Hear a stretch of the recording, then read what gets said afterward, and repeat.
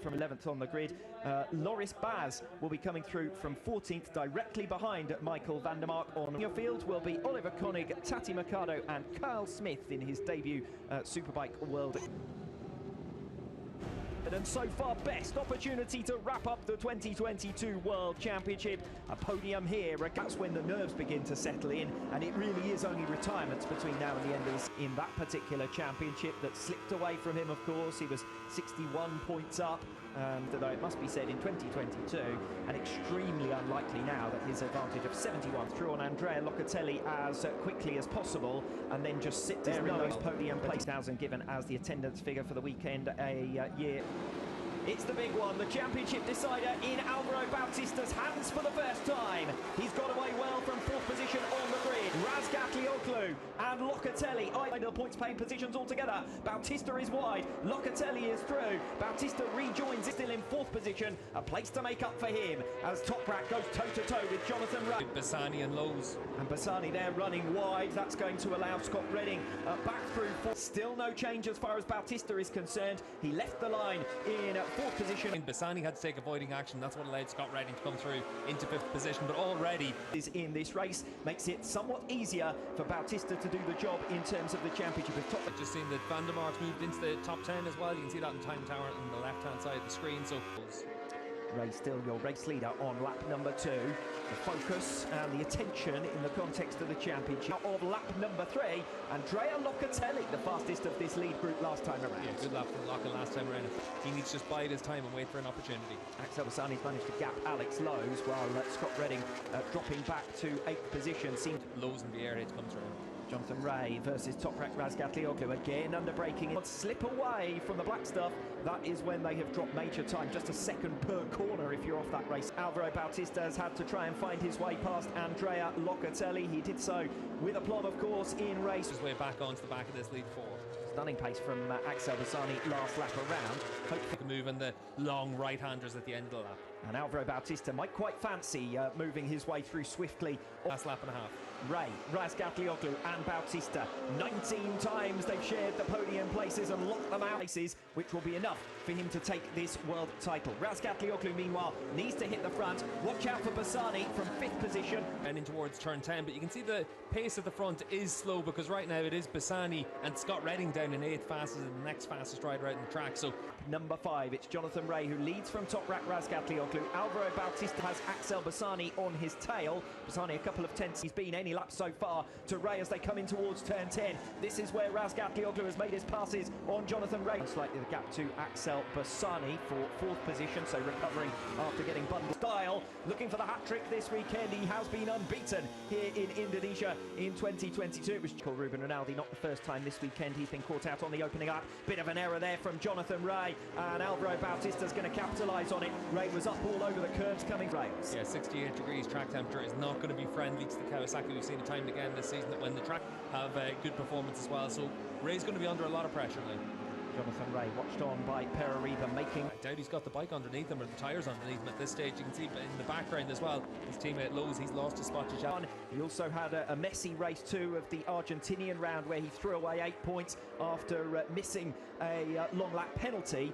So opportunity that he could do it as a race winner here in Indonesia. Yeah, and he's pulled back half a second on this lap and put himself into a position now to attack Toprak, and it looks like it's into that final sector, the flip-flops, that he's really... Andrea Locatelli still behind them, still less than 2 seconds covering your lead quintet. Now it's just been a few mistakes from him so far in this race, but finds himself down in 9th spot, closing up on the riders in front of him. Off.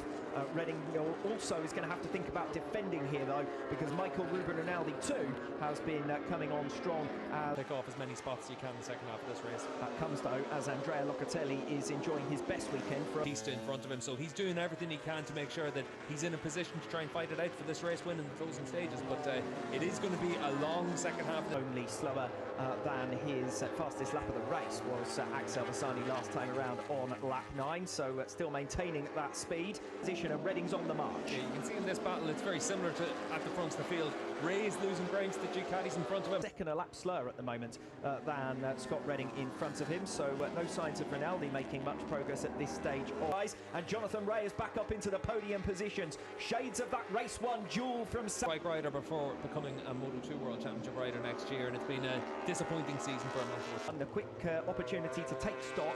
Razgatlioglu versus Bautista at the head of the field, 0.2 of a second. Got the bike and the tyre underneath him to be able to fight back for that, so Ray's going to be in a position to be able to hold on to that podium spot. You can see there for about though different Razgatlioglu's rhythm up at the head of the field, 723 metre start finish straight for Ray, consolidating that third position, looking to maintain his podium run. Locatelli, Vierke and Scott last time around on lap 12, Jonathan Ray. Yeah, a lot of times whenever you're in the battle at the front of the field, you've got the chance to be a little bit more settled. You can see Bautista trying to get down the inside, not going to do that on.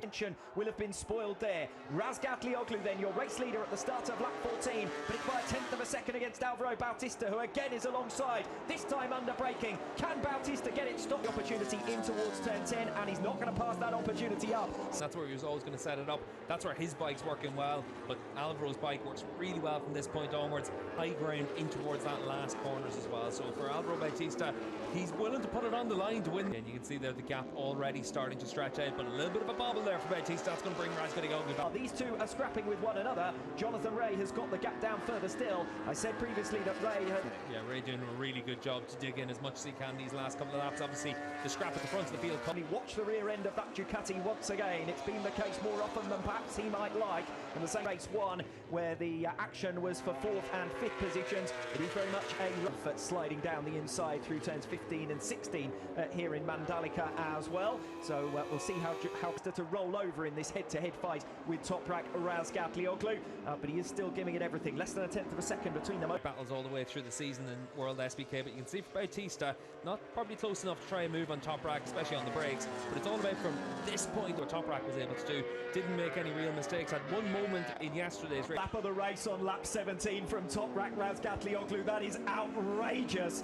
4 laps to go. This is where Alvaro will just settle to win the World Championship. Yes, there's no need for Bautista to go silly now, because and does get alongside Locatelli, but doesn't quite have the high ground as they come through turn 11, and Locatelli holds the position. Bassani now trying to sweep around though. Bautista's just going to be settling it in to bring it home and take a place on the podium. The only obstacle will be Jonathan Ray's place. Bassani just 1/10 of a second ahead of Locatelli, and that's where the action is. These are riders now, as Alvaro Bautista is concerned, if you can't win it, doesn't really matter whether you're second or third. Yeah, can't win the race. Alone being on the bike, as Jonathan Ray closes him down to 1/2 a second from third position. Further back, things settling down. 6th place, Redding's now 1.3 seconds ahead of Vierke. Gerloff has pulled second clear of Alex Lowe's that he managed last year. Into the final lap then for Alvaro Bautista, just over 4 125 Grand Prix World Champion as well. You can almost feel that Jonathan Ray knew it was Bautista in front. Finishing 3rd and 2nd, not really that big of a difference for Jonathan Ray, so he's settled down, making sure he's able to claim another podium. Bassani's still close to the tail. The shouting, it's almost all over already. Razgatlioglu then coming through the final sector now begins. His first 11 races before he threw it all away. Redemption for 2019, 3 years on. World SUPERBIKE Bautista wins the 2022 Superbike World Championship. But Bautista has done enough with a place on the podium. Jonathan Ray alongside him, and now the celebrations begin for Ducati. Able to wrap up a MotoGP World Championship as well with Pecco Bagnaia this season, and to be able to achieve all that for Ducati means an awful lot. They put so much resource. The year belongs to Ducati. Yeah, it's been such an impressive season for Ducati in both disciplines, and for Alvaro Bautista, and now he gets the reward for it. And an absolute masterstroke from team and rider to reunite the Alvaro Bautista. Yeah, and in 2019 when Bautista decided to leave Bautista back on the bike, and he's been able to prove them right by claiming this championship. It was almost an act. And as it is, time heals all wounds, but more than anything else, winning heals those wounds. And Bautista said that just to be running at the front, he was happy just to be challenging for podiums and wins.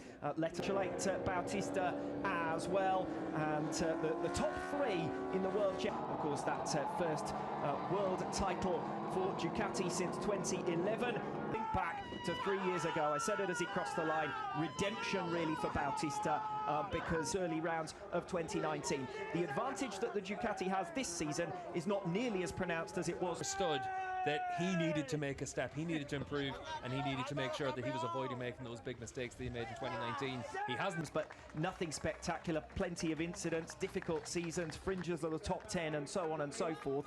A veteran at this stage of his career, would have been easy for him to fade into obscurity after those 2 years with Honda, but he's come back than ever. Yeah, it's 19.